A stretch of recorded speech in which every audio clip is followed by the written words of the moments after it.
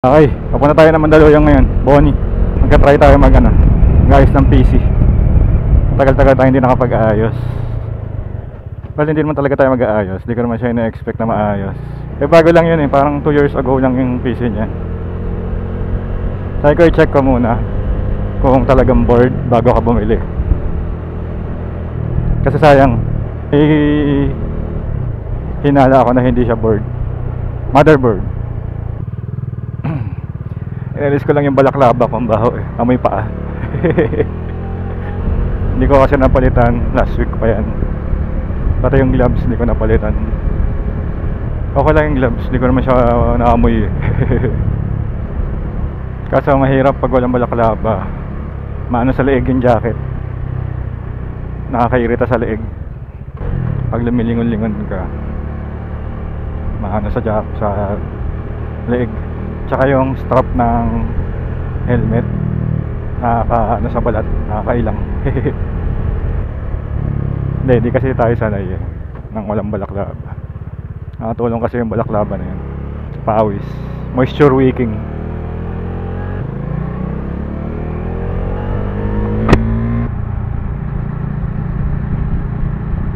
Niilaw yung TPMS natin kasi namag pa siya sa 31 lang kasi yung pinakamataas dun sa front wheel na nilagay ko. Kailangan ko i-adjust. Sa 30 na yung harap natin ngayon, 30 tapos 33 yung likod. Maganda yung handling niya. Hindi siya masyadong malikot. Ano tayo? Na EX.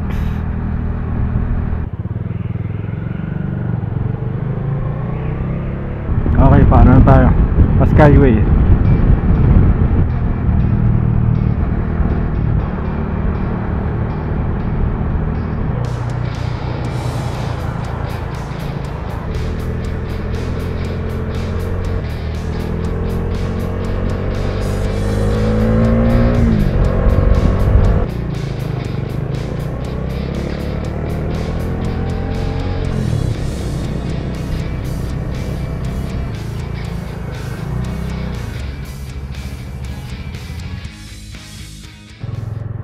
Okay, hindi natin na-ayos yung PC. Naka-discover natin, sira pala yung processor, natanggal nung sinikipan natin. May bent pins siya. Meron pa naman tayong processor doon na 2400G. Bigay na lang natin kasi hindi naman nagagamit yung processor na yun. Punta naman tayo ng Mega Mall ngayon kasi maaga pa, baka traffic pa pauwi. Naalala ko papuntang papuntang Moto Market.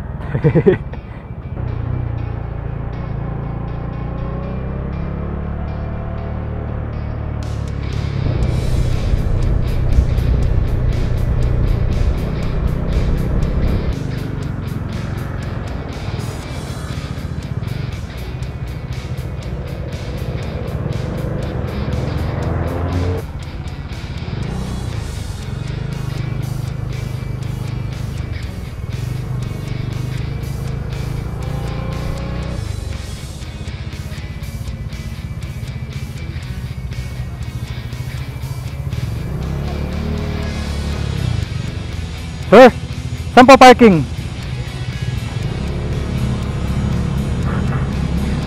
Ganda ng motor nito, Triumph.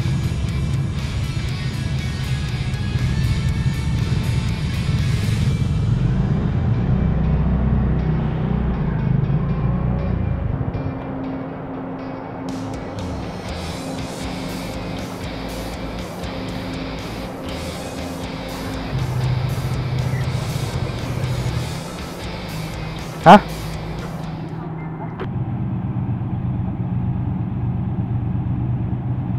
Pogi? Thank you. Kailangan ko ako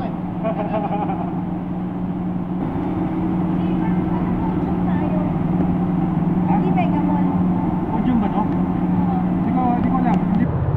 Okay, pauwi tayo. Dito tayo sa Podium. Mali tayo ng parkingan. Mega Mall tayo pupunta. Dito tayo sa Podium Pumarada. Saan tayo magbabayad? Ay, saan po pwede magbayad?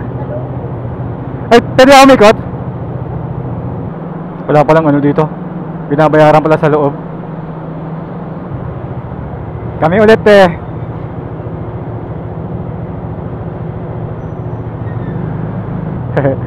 Hindi marunong pumarada sa podium. Sa loob pala binabayaran yung card. Ito yung EDSA na mismo. U-turn na lang tayo sa may Robinson. Matawa talaga yun. Punta ng Mega Mall. Sa podium pumarada. Igawin talaga po. Lagi ito na yung lakad namin. So gubayad sa parking, wala palang bayad doon, sa loob pala binabayaran yun. Traffic. Maaga pa kasi, hanggang alas 10 pa lang. Kaya ko pa umuwi. U-turn tayo doon sa may Robinson Galleria. Hindi tayo makasingit doon baka kasi hindi ko kabisado. Pila na lang tayo dito. Mali yata. Mali nga.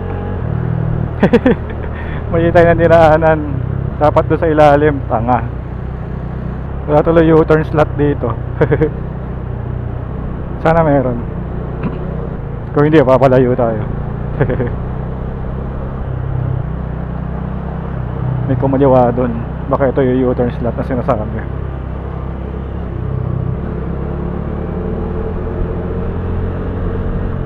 Yun. Makuha rin na U-turn slot. Uy, medyo malalim yan. Delikado sa nagmamotor yan. Lalo na sa mga patanga-tanga na kagaya natin. Okay, pabalik na tayo ulit. Yung kanina, yung sa Ortigas, alam ko naman yun, madalas ako dati dun eh.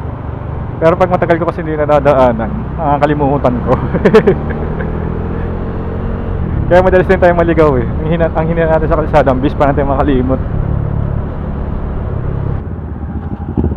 Pogi. C650 yata yun.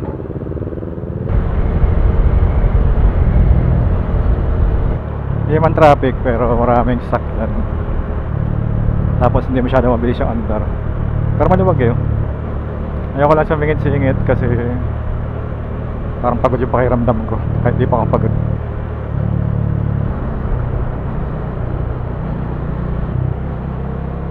Dito tayo galing nung last video natin. Dito tayo lumabas. Galing tayo na Kanto Freestyle. Mga traffic pa rin sa sa Ayala.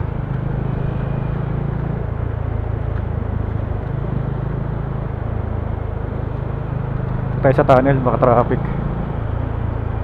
Dito na tayo. Tayo sa may stoplight para maganda.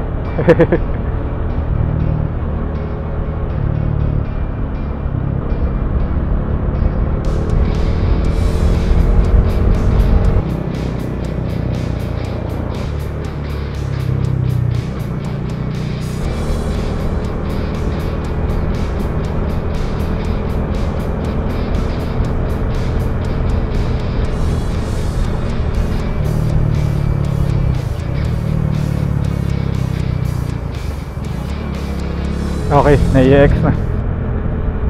Wala naman traffic. Kahit sa EDSA kanina. Nagligaw lang talaga tayo. Nagkamali tayo ng pirasukan. Easy lang, easy ride. Medyo malamig din yung panahon eh, kaya okay lang magbabagal. Hindi ka masyadong maiinip kasi hindi naman mainit. Malamig yung hangin. Nga pala, bilhin natin si Mrs. ng helmet. Hindi natuloy yung niya, yung HJCI 100 niya. Kasi hindi ko nagustuhan yung review. Tapos i-review natin yung helmet niya, gamitin natin ng ilang beses para mabigyan ko kayo ng information. Ito pala yung kinuha niya, yung Advant LS2 Advant, nasa 13. So hindi pwede installment sa credit card natin. So straight siya. Bala ko itawag ko na lang siguro. Kahit gawing basta may installment ng kahit na konti. Konti-konti lang. Para hindi sambuo. Kasi may interest kasi yun. Kasi muntik ko na rin bilhin yung kasi gusto ko sana, since tatawag ko, meron doon available na LS2 Vector, parang 16 plus lang, carbon. Maganda siya. Kaso XL walang large. Eh yung XL sakto siya eh, sakto lang siya. Kaso feeling ko yung pagkasakto niya luluwag pa siya. Kaya sabi ko sayang, hindi pwede. Isabay ko na sana para straight silang parehas. 20 yun eh. 16 pwede na eh. Kung mapipilitan, itatawag naman para ma-install. Para at least sana isang tawag lang sa credit card natin. Baka mag-ano na lang tayo, home credit dun sa helmet mismo natin. So yun na nga, parang nakita ko yung carbon nila ni LS2. Ganda, kasi naka ano siya, naka double D-ring. Okay din yung pagkagawa, padding okay din. Pero malayo yung 5,000 yung diferensya niya dun sa Corsa. Yung sa SEC naman, nag-message ako sa SEC, basta malayo din sa Cavite. Message ako, sabi ko anong available na carbon. Sabi pumunta na lang kayo dito sa shop sir para ano. So wala akong idea kung anong carbon, kung ano ina-expect na pupuntahan ko dun. Kaya baka hindi na ako dumaan dun. Kasi baka isa lang, wala rin akong pagpipilian. Kasi hindi ko pa nagustuhan, di ba?